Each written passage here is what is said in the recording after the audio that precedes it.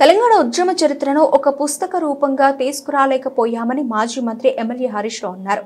తెలంగాణ ఉద్యమంలో గద్దర్ అన్నగా నిలబడ్డారని, ఆయన పోరాట స్ఫూర్తి భావితరాలకు కొనసాగిద్దామని తెలిపారు. గద్దర్ అర్ధశతాబ్ది పోరాట స్ఫూర్తిని ఆయన కొడుకు సూర్యతేజ ఒక పుస్తక రూపంలో తెచ్చారని తెలిపారు. సిద్దిపేటలో గద్దర్ విగ్రహం ఏర్పాటు చేసి భారీ బహిరంగ సభ పెట్టనున్నట్లు ఆయన తెలిపారు. సిద్దిపేట పట్టణంలోని విపంచి కళానిలయంలో గద్దర్ ఫౌండేషన్ ఆధ్వర్యంలో ప్రజాయుద్ధనౌక గద్దర్ సాహిత్య కార్యక్రమంలో మాజీ మంత్రి ఎమ్మెల్యే హరీష్ రావు పాల్గొని పుస్తకావిష్కరణ చేశారు. తెలంగాణ ఉద్యమం కోసం రాజీనామా చేసిన అభ్యర్థుల మీద పోటీ పెట్టవద్దని గద్దర్ తెలిపారని గుర్తు చేశారు. సీఎం రేవంత్ రెడ్డి జై తెలంగాణ అనలేదని, ఏనాడు అమరవీరులకు నివాళులు అర్పించలేదని ఆరోపించారు. తెలంగాణ తల్లిలోని బతుకమ్మ తీసేసి తెలంగాణ తల్లి విగ్రహాన్ని మార్చడం జరిగిందని విమర్శించారు. తెలంగాణ ఉద్యమంలో పాల్గొన్న నందిని సిద్ధారెడ్డి ₹1 తిరస్కరించడం జరిగిందన్నారు.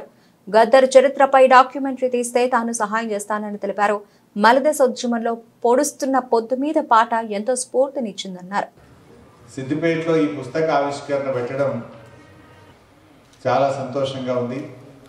సూర్యం గారు ఈ కార్యక్రమాన్ని సిద్దిపేటలో నిర్వహించినందుకు, ఇంత మంచి కార్యక్రమాన్ని ఆయన నిర్వహిస్తున్నందుకు హృదయపూర్వకంగా వారికి ధన్యవాదాలు తెలియజేస్తాం. తెలంగాణ ఉద్యమ చరిత్రను మనం ఒక్క దగ్గరికి తేలేకపోయాం, అసలు దాన్ని భద్రపరచలేకపోయాం, రేపు భవిష్యత్ తరాలకు అందించలేకపోయాం. ఇది చాలా ముఖ్యమైనటువంటి గొప్ప పోరాటం కదా.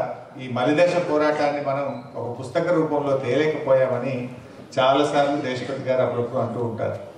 అంటే గద్దర్ అన్న ఒక అర్ధశతాబ్దపు ఆయన పోరాటం, అర్ధశతాబ్దపు ఆయన కృషి, దానంతా కూడా రేపటి భావితరాలకు అందించేటువంటి ఒక గొప్ప కార్యక్రమానికి ఆయన పూనుకున్నందుకు ఆయన మనస్ఫూర్తిగా అభినందిస్తా ఉన్నాను.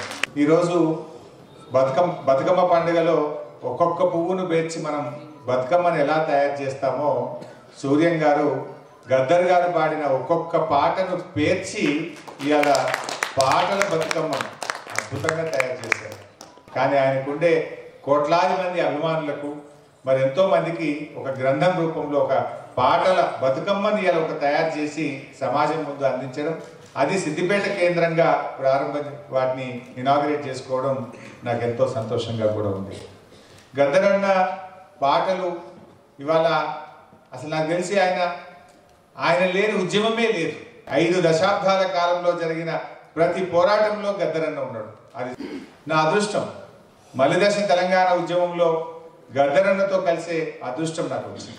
ఉపన్యాసాల సారాన్ని ఒక్క పాటలో ప్రజలకు అర్థమయ్యేటట్టుగా ప్రజల గుండెల్లో చేరుకునేంత గొప్పగా ఆయన పాట ఉండేది. ఈరోజు తెలంగాణ ఉద్యమంలో కూడా గద్దర్ అన్న యొక్క పాత్ర చాలా గొప్పది. ఆ పాట ఎంత ఉర్రు తొలగించేదంటే అసలు ఏ సినిమా యాక్టర్నో ఇంకేమన్నో చూస్తే కూడా ఉండేది కాదు.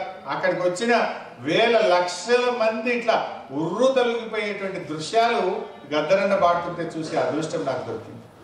ప్రజా సంఘాల ఐక్య కార్యాచరణ సమితి అని ఒకటి ఉండేది. వాళ్ళు వీళ్ళ మీద పోటీ పెట్టాలన్నారు. ప్రజా సంఘాల ఐక్య కార్యాచరణ రాజీనామా చేసిన టీఆర్ఎస్ ఎమ్మెల్యేల మీద పోటీ పెట్టాలని నిర్ణయం తీసుకున్నారు.